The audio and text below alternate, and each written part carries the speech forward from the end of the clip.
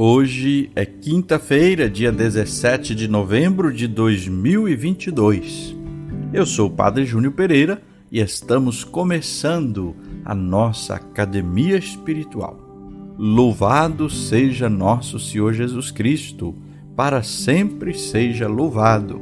Salve Maria, Mãe da Misericórdia.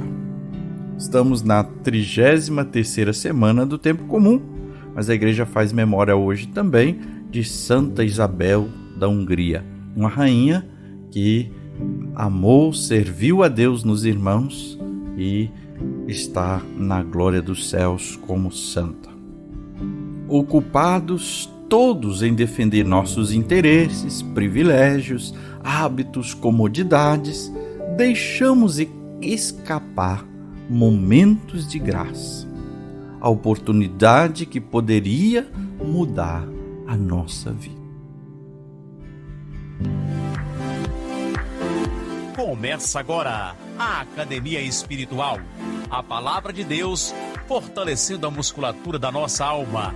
Comunicando, Padre Júnior Pereira.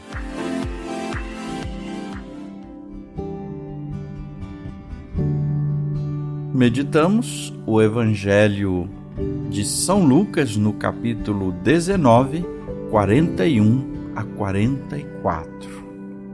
Proclamação do Evangelho de Jesus Cristo segundo Lucas. Glória a vós, Senhor. Naquele tempo, quando Jesus se aproximou de Jerusalém e viu a cidade, começou a chorar e disse: Se tu também compreendesses hoje o que te pode trazer a paz. Agora, porém, isto está escondido aos teus olhos. Dias virão em que os inimigos farão trincheiras contra ti e te cercarão de todos os lados. Eles esmagarão a ti e a teus filhos, e não deixarão em ti pedra sobre pedra, porque tu não reconheceste o tempo em que fostes visitada. Palavra da salvação, glória a vós, Senhor. A lamentação e as palavras fortes de Jesus contra Jerusalém é um último apelo profético. Jesus não está apenas dizendo que Jerusalém não quis acolher-lhe e agora que se dane. Mas Jesus está fazendo um apelo profético, fazendo uma oração ainda na esperança de que Jerusalém se converta, de que acolha a Ele, Jesus, como Salvador, o Messias. O choro de Jesus é mais do que lágrimas, é soluço, é grito, é lamentação. A expressão aqui no português não ajuda muito. O evangelista, na tradução nossa, só diz: Jesus começou a chorar. Mas no original está escrito eklausen, o verbo, que quer dizer irromper em pranto, soluçar, gritar, lamentar. Então, Jesus irrompeu num choro, e esse choro de Jesus era indício da gravidade da situação. Jerusalém teve muitas oportunidades de acolher Jesus. Estava tendo a última, ele entrando em Jerusalém rumo ao Calvário. Ele sabia, Jesus sabia, que diante de tudo isso, não era o castigo o seu desejo. A consequência, entanto, da obstinação é que trazia isso.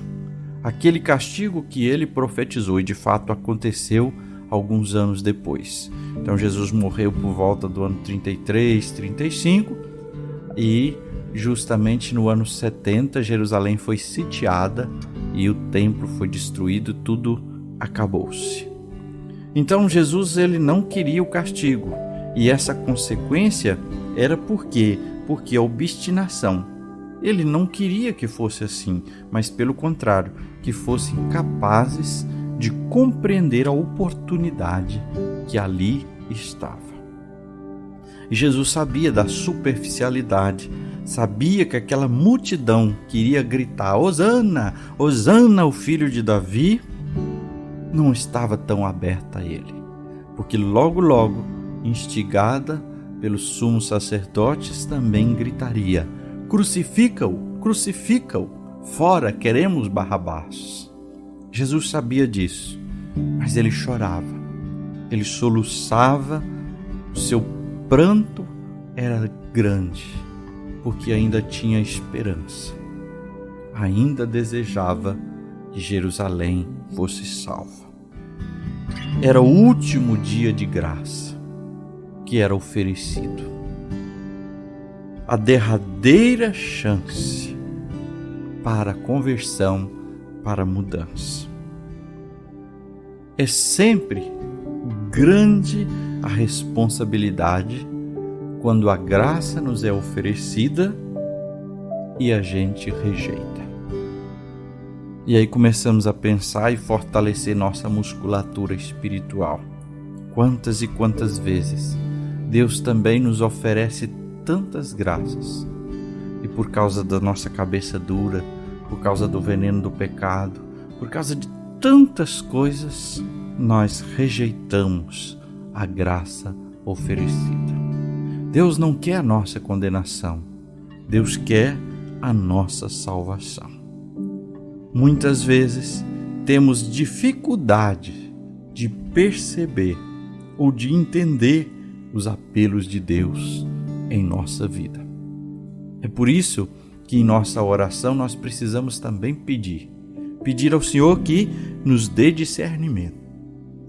Precisamos estar sempre atentos, precisamos da graça do próprio Jesus para não rejeitarmos as oportunidades de graça e de salvação. E aí, hoje, ao ouvir e meditar este Evangelho, precisamos insistir nessa questão. Será que a humanidade, será que eu, estamos reconhecendo que Jesus é o único capaz de trazer a paz? Pensemos um pouco nisso, porque corremos tanto por tantas coisas, precisamos de tantos aconchegos, de tanto conforto, de tanta coisa, sentimos falta de muitas outras, buscamos felicidade nas coisas e nas pessoas, nos momentos, mas às vezes não olhamos tanto para Jesus.